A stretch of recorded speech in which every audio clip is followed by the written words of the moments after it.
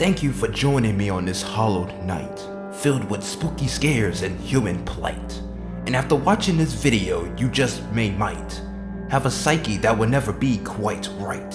So you better sit down and you better sit tight, and enjoy this entertainment on this one day of fright.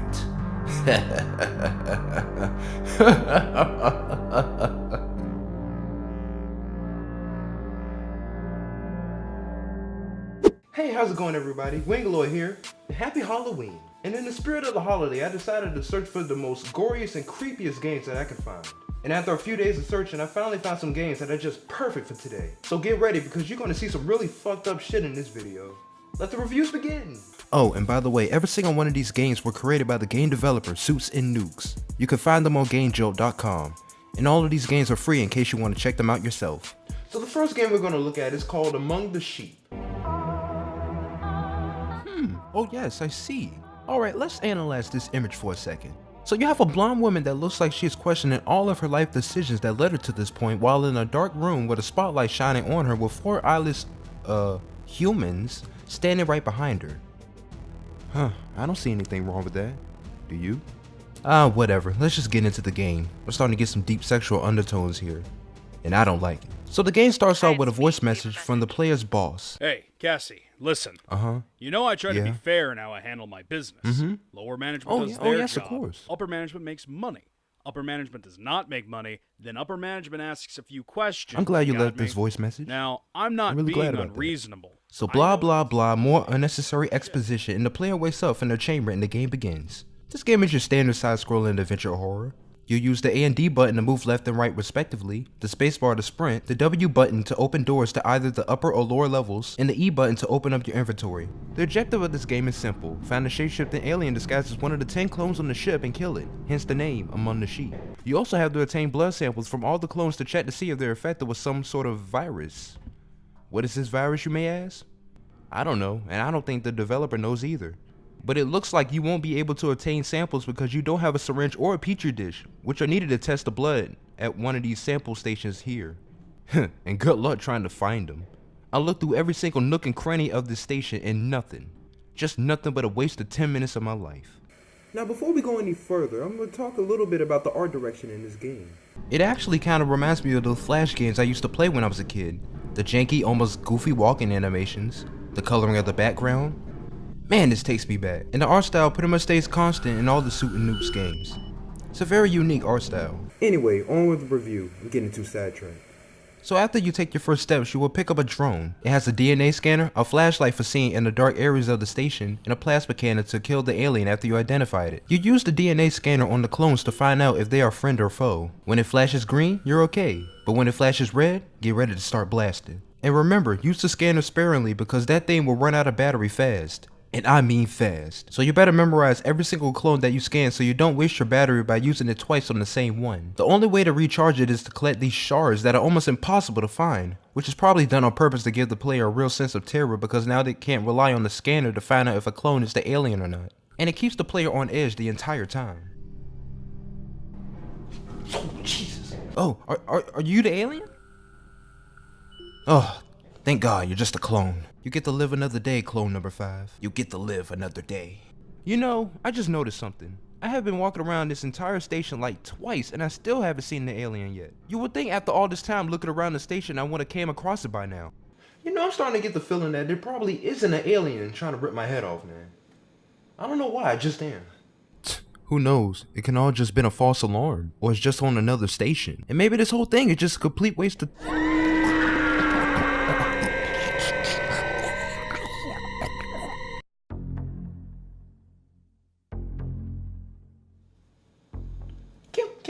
Can we see that one more time? Just one more time. I just want to make sure what I'm seeing. I don't know what's more terrifying, the alien or the sound effects. I don't think I can keep playing after that. Can you? Press spacebar to try again. You think I'm gonna spend another half hour walking around the same generic ass hallway over and over again, trying to find fucking syringes and petri dishes for some stupid blood samples on a ship full of M&M clones and robots that look like someone's grandma with a pink Gimp mask on, until I eventually get eaten alive by an alien that looks like Audrey 2 from Little Shop of Horrors? I don't think so. How about instead of hitting the spacebar, I hit Alt F4 to play another game? Next up, we have a game called Astral Creep. And by the looks of this title screen, this astronaut just had the worst day of his life. I mean, look at him. Poor bastard. I wonder what did this to him. No, better yet, I think it's best if I don't know. You know what they say, ignorance is bliss. Let's start this game, shall we? Powerful quote from a great author. That better not be what I think it is in that body bag. It better not. No. Please don't. No.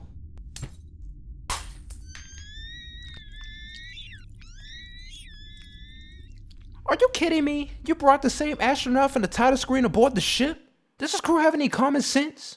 I mean, who looks at a dead astronaut with his limbs ripped off in the middle of fucking outer space and say, man, I definitely need to bring that on the ship. Oh, and make sure you put the body in an unsecured medical room without anyone watching over it.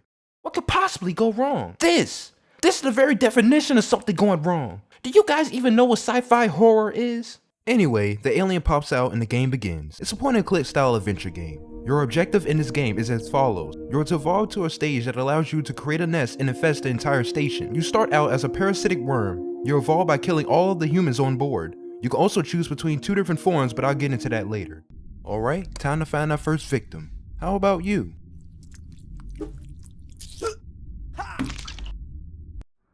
Well, never mind then. Looks like I just can't get to him yet. So you crawl through an air vent, do a short little puzzle, and then exit the vent into the bathroom where you will see a guy taking the most depressing shit I've ever seen. I mean, look at him. I bet he's been sitting on that toilet for at least an hour.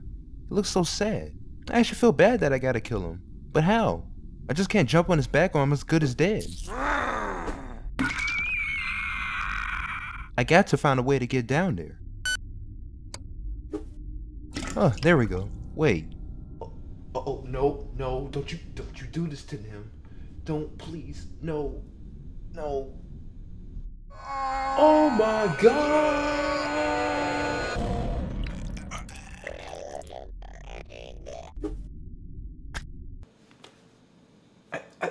I don't even know what to say to that, man. I'm speechless. I'm truly speechless. I'm dumbfounded. I'm mentally broken. I can never sit down in the toilet ever again. I'm gonna have to literally pop a squat right over the seat. That shit was not safe for life. Not safe for life. No. I would give anything not to see that again. Anything. God. What the fuck was that? Shit. Let's just move on. Oh, and the alien looks like that now. Hooray. Yep, that noise was totally necessary. Died on the throne with your pants down. Damn shame. Damn shame. So after that fucked up shit, you go back to the medical room, shoot and kill the doctor, get his key card, and eat his body to evolve again.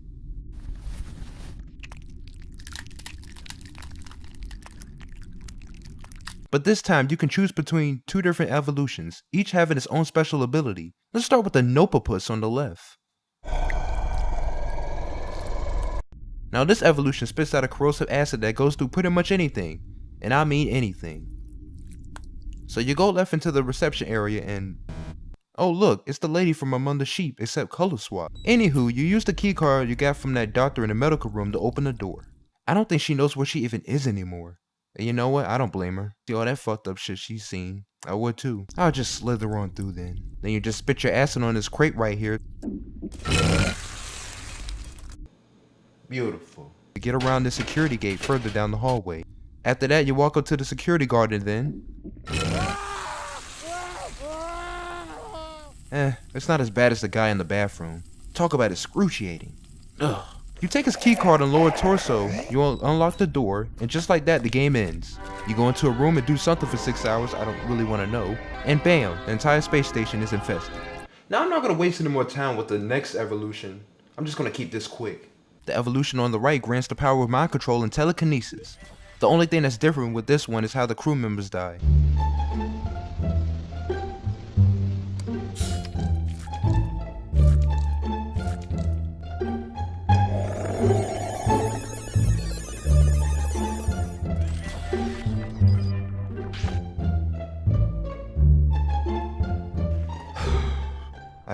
I don't think I have that much left in me.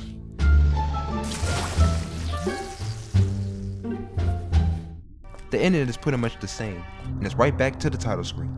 Man, it's a good thing I don't have to worry about seeing that ever again. What? What are you saying? I can't understand what you're saying. Hold up, I'll be right back. I'm gonna get Google. I got Google Translate. I'll be right back. It's getting ridiculous. Now what do you want? Is it gonna be what? Well, of course it's gonna be unskippable.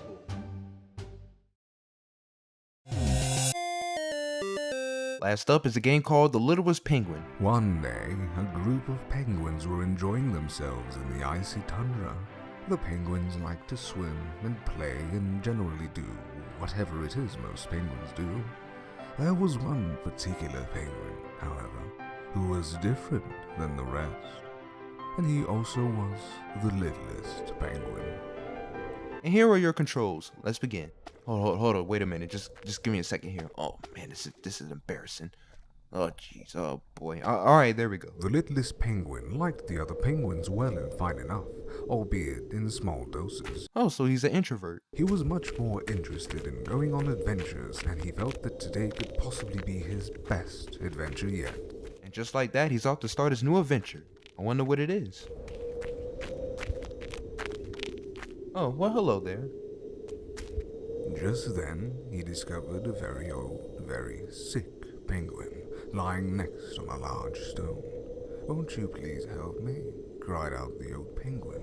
"I'm very sick and I'm very old. Please, won't you help fulfill an old penguin's request?" I don't like where this is going. The littlest penguin agreed. Oh, I'm sure he will. And was horrified by what the old penguin said next. "Bash my head in with this stone. End my pain, littlest penguin." The littlest penguin did as he was told. Oh, God. Well, at least he didn't feel any pain, right? Something began to stir inside the littlest penguin after that. Oh, I don't like the sound of that. A rush of emotions he had never known filled him, thrilled him like nothing had ever done before. Oh, no. "This feels like heaven," cried out the littlest penguin, who set out freshly driven, giving new direction to his adventure. If killing just one penguin felt that good, he thought to himself, "I wonder how it would be if I killed 10 penguins." And off he went to test his theory. Oh man, we're getting into some really dark shit here, man. Also, what? Well, time to go off on our new adventure. Lead the way, floating, pointing hand.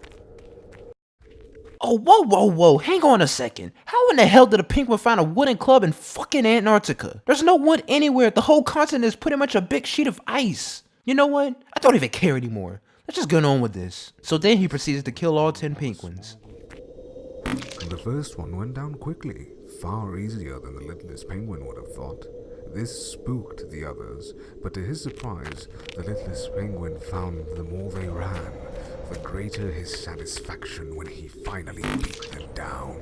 And beat them down he did, until the last of them were reduced to little more than a red stain in the snow.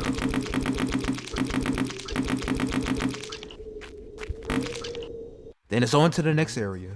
In order to reach the other side, the littlest penguin felt the eyes upon him. Geez, I wonder why. Maybe it's because people know crazy when they see it? I mean, what would I know? I'm no psychiatrist or anything. The way they stare at me, thought the littlest penguin. I do not like it one bit. Perhaps, after I kill them all, I shall make a fine necklace of their eyes. Oh yes, souvenirs, the staple of any serial killer. Wobbled nervously around, and perhaps a crown made from their beaks, so all can see and marvel at how beautiful I am.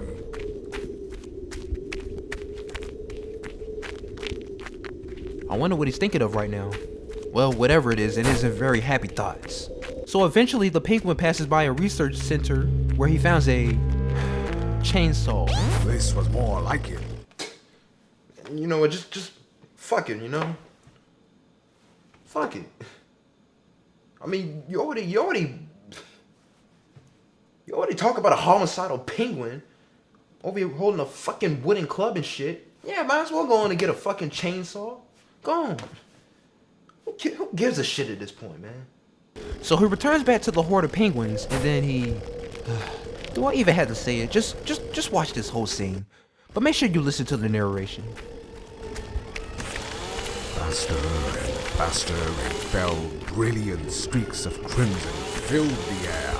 Again he would slash at them, and again they would cry out. Some attempted to vainly cram their entrails back inside.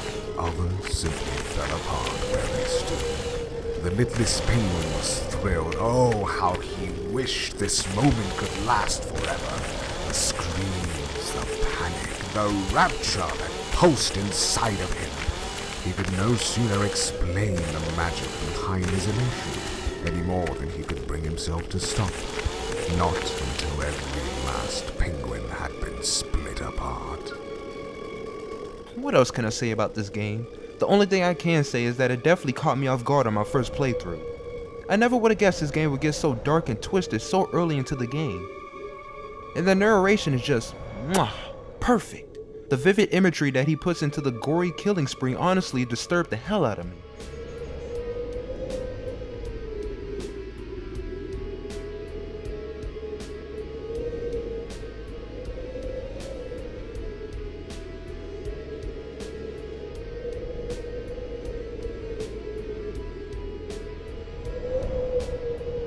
So after the Arctic Chainsaw Massacre, you get to look over all of your handiwork, and then the end credits appear.